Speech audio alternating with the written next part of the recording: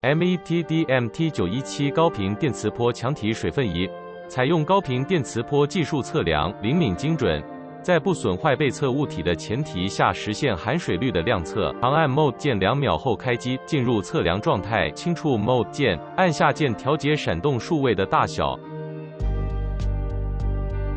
按上键调节闪动数位的位置。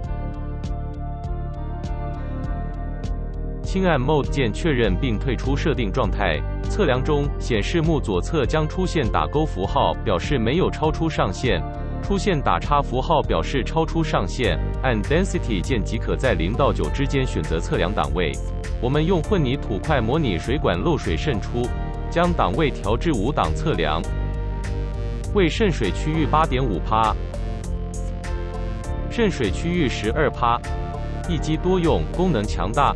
测量深度可达25公里，也是水电师傅用来抓漏的仪器之一。可透过墙壁湿度寻找分析墙内管线漏水位置，用矩阵方式将每一区块进行测量并记录。29%、12.5%、14%，得知每一区块含水量，分析墙体漏水状况。另外会配合使用热像仪、工业听诊器、工业内视镜等仪器，更能精准地抓出漏水点。除了应用于墙面，也可测量木材含水量，将档位调整至3档，潮湿区域木板 6.5%， 干燥区域木板 3%。